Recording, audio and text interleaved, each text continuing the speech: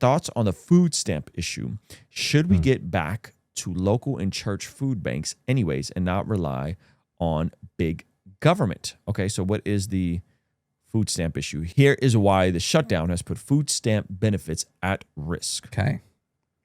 In an unprecedented, they love that word, by the way, situation, millions of Americans could lose access to crucial food assistance programs in the coming weeks amid the federal shutdown. The U.S. Department of Agriculture has said it does not have the money to pay $8 billion in food stamps benefits for November amid the funding impasse on Capitol Hill that led the government to shut down on October 1st.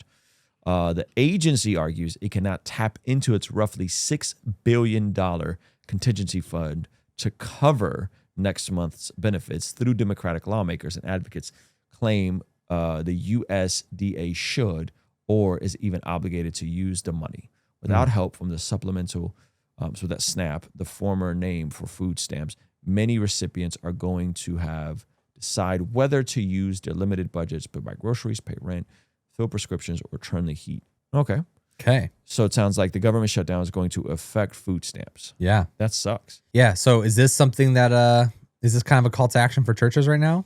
Yeah, I think so. Like November 1st, like you got to put out a statement to your community. Yeah, that's a great idea. Directing people to local food banks. Yeah, I think so. I think there's going to be a lot of folks that are hit by this, and that's tragic, and it's awful. You don't want anybody to go without food. Yeah.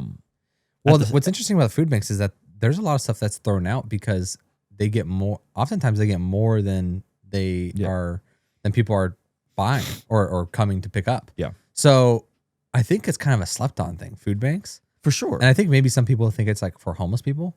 Yeah. Like, oh, I'm not homeless, so. It's definitely frowned upon. Like, if you're going through it or if you're living at or below the poverty line and it's like you can get SNAP and a card to go buy whatever you want. You can feel like you can walk through the grocery store. Or you got to go line up in a food bank, you know. Yeah. Like I remember lining up at food banks as a kid and it, you know. It's not a vibe. Yeah, it's pretty dehumanizing, you know. Really? Yeah, it just feels like it. Like you're like lined up forever to get a box of food. Some of it you may not want. Some of it is old. Some of it might be expired. Really? It's not like quality control like that? Not when I was, not in the 90s. Yeah, okay. Maybe it's like fire sure now Sprouts like grocery bags now. Yeah, they got mate in there. Yeah, I don't know. But when I did it, no, I don't know. So B.M. Berean says, I'm praying that the food stamp issue does crash and God uses that to rebuild a Christian culture in this country. I also pray that those negatively impacted by this are served by his children. I don't want to see people suffer, but that seems to be a symptom of the overall problem. I pray that his children spring into action and minimize the suffering for his glory. You know what I think is here's a great call to action. Ready?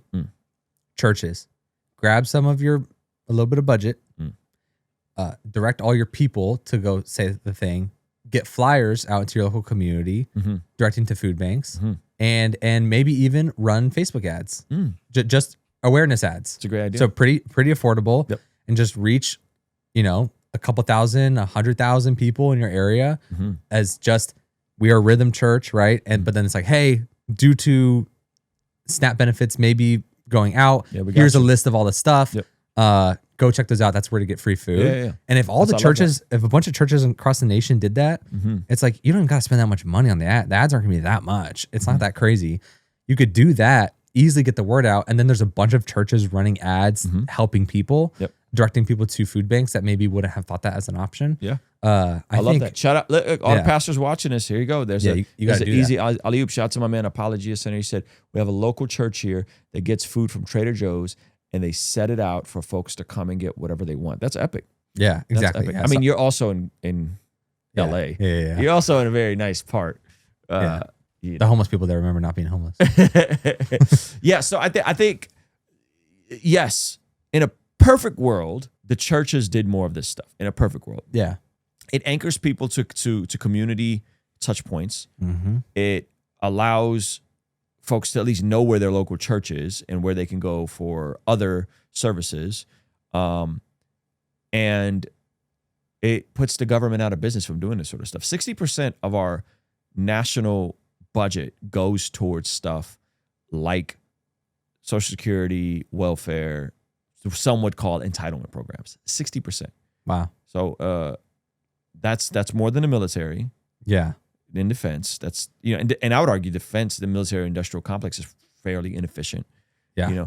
So it's not that like I don't think people who can't care for themselves shouldn't be cared for. It's that I think the government is generally inefficient at caring for people. So with food stamps, for example, right? I've known folks on food stamps. The issue is there's no quality control for the food they can get. They can use it on fast food. They can use it on soda. They can use it on stuff that's literally killing them. To literally causing prediabetes or full on enabling diabetes. Like it's killing people. Yeah. And there's not a great quality control way to check it. When you drive past Jack in the Box and it says we accept EBT. Yeah. Like I don't know if we want to do that. If someone's already struggling financially, they got time, maybe you only help them buy beans and rice and chicken breast and like vegetables and fruit and water. Yeah. So that's the part that's like, I think it can do more harm than good for a lot of people. Now, again, I don't want anybody to starve and I don't want anyone to go without food in America, most prosperous nation ever. But at the same time, I think there should be a bit more accountability with that. Like me and my mom were on welfare for 5 years, right? From 91 to like 96, 97. Yeah. No one came by and were like, hey, like, you need help applying for jobs? Like, are you going through any sort of work skills? Do you need help? Like, are you in a domestic violence situation? There was no touch point with just giving someone money. And that's back when it was even harder to deliver those things. Yeah. But I'm saying like nowadays you could just be like, hey, here, log into this portal. For resume optimization. Yeah. So I don't know. From my recollection, there weren't a lot of, you were giving people money with no strings attached. I don't think that actually helps people. Yeah.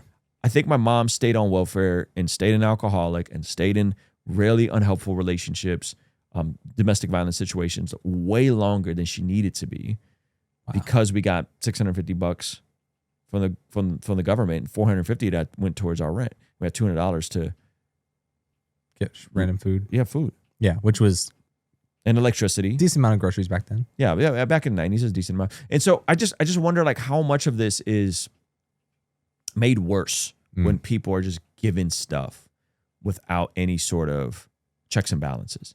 Yeah. Again, I'm not saying everybody's abusing it. It just makes me think about it, right? It's like, man, like my mom probably needed therapy. She probably needed to go outside and touch grass. Yeah. She needed to volunteer somewhere. She needed some form of dignity instead of just sitting around all day, not working. Yeah. I also wonder, even from a very basic level, like if someone wasn't doing reach outs and directing people, how nice would it be if the churches are the ones pointing people to the food banks and that sort of stuff, and then through the nature of it, they're getting connected with church, even so they can go on their own timing, but at least there's a second step in that process that's linear instead of just like, here's a check and we're bouncing. Yep. It's like, hey, here's a place to go get food. It's awesome. And then like they do that enough times, like, oh, I'm gonna go check out the church. They're really sweet people. Yeah. And then you naturally get plugged into those things through people that actually want to do it versus people that don't want to do it. Because I'm guessing that's probably the biggest hurdle is you could allocate a bunch of resources to people and be like, hey, we can help you. And then people are like, I don't want to help. Yeah. Hey, thank you so much for watching this video all the way to the end. If you liked it, then hit the like button. If you liked it a lot and have a thought to share, leave a comment. If you are listening to this on the podcast app, make sure to leave a review, and you could even leave a comment over there. And if you want to watch another video that is recommended just for you, hit this video over here. Let me know if they nailed it. Also, you can partner with us monthly, which helps us out a lot in our monthly community. Get access to early drops and all that kind of good stuff over here. All right, I'll see you over there. Peace.